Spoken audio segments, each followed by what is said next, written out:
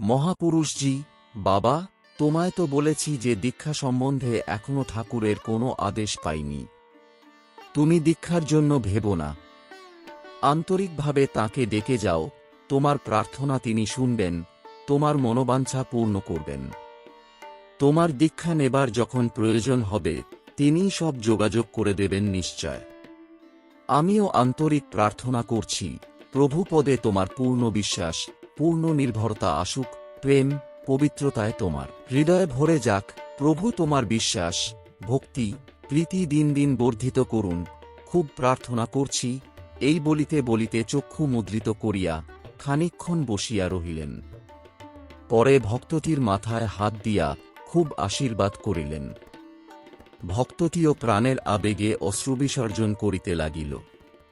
সে একটু শান্ত হইলে মহাপুরুষজি সস্নেহে নিজের হাতে তাহাকে ঠাকুরের প্রসাদ খাইতে দিলেন। ওই সময়ে শ্রী শ্রী মাতা ঠাকুরানী বাগবাজারে মুখার্জি লেনের বাড়িতে ছিলেন। বর্তমানে উদ্বোধন লেন, পূজনীয় শরৎ মহারাজও সেখানে আছেন। আর বলরাম মন্দিরে ছিলেন শ্রী শ্রী মহারাজ ও পূজনীয় হরি মহারাজ।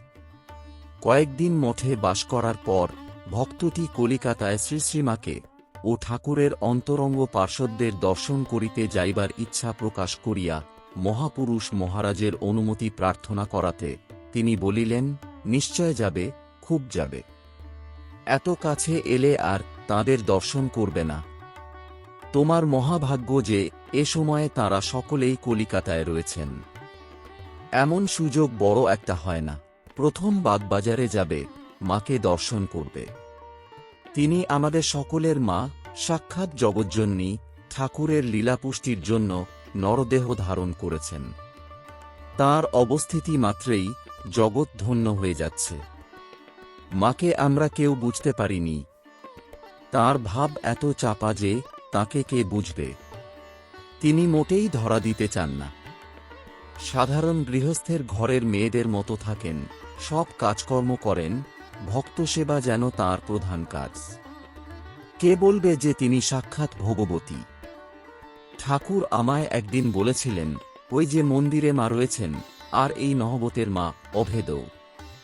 মাকে প্রণাম করে তাঁর কাছে খুব ভক্তি বিশ্বাস প্রার্থনা করবে। তিনি প্রসন্না হলেই জীবের ভক্তি মুক্তি সব হয়। উদ্বোধনে শরৎ মহারাজও রয়েছেন, মায়ের মহাবীর সেবক, তাঁকেও দর্শন করবে।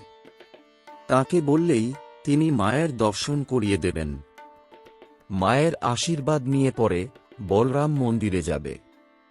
সেখানে মহারাজ রয়েছেন, হরি মহারাজ আছেন। তাদের কাছে গিয়ে আমার নাম করে বলবে যে মঠ থেকে আমি তোমায় পাঠিয়েছি তাদের দর্শন করতে। তারা খুব আশীর্বাদ করবেন। মহারাজ হলেন ঠাকুরের সাক্ষাৎ মানসপুত্র। তাঁর আশীর্বাদ পেলে মনে করবে যে ঠাকুরেরই আশীর্বাদ পেয়েছ। ঠাকুরের আধ্যাত্মিক শক্তি এখন তাঁর ভেতর দিয়ে জগৎ পাচ্ছে। হরি মহারাজ যেন সাক্ষাৎ সুখদেব, মূর্তিমান বেদান্ত স্বরূপ ব্রহ্মজ্ঞ পুরুষ। এরা স্থূল শরীরে যতদিন আছেন ততদিন মানুষ এদের দর্শন, পবিত্র সঙ্গ ও আশীর্বাদ পেয়ে ধন্য হয়ে যাচ্ছে। এরপরে এরা ধ্যানগম্য হয়ে যাবেন। তখন ধ্যানবলে অতি কষ্টে এদের দর্শন পেতে হবে। এ বড় শুভ সময়। খুব শ্রদ্ধা ভক্তি সহকারে এদের দর্শন করবে। এই যে এ কয়দিন মঠে রইলে ঠাকুরের স্থানে গঙ্গা তীরে এত সাধু মহাত্মাদের সঙ্গ করলে এসবই ধ্যান করবে। তাতে চিত্ত শুদ্ধ হবে। তোমার ভাগ্য ভালো।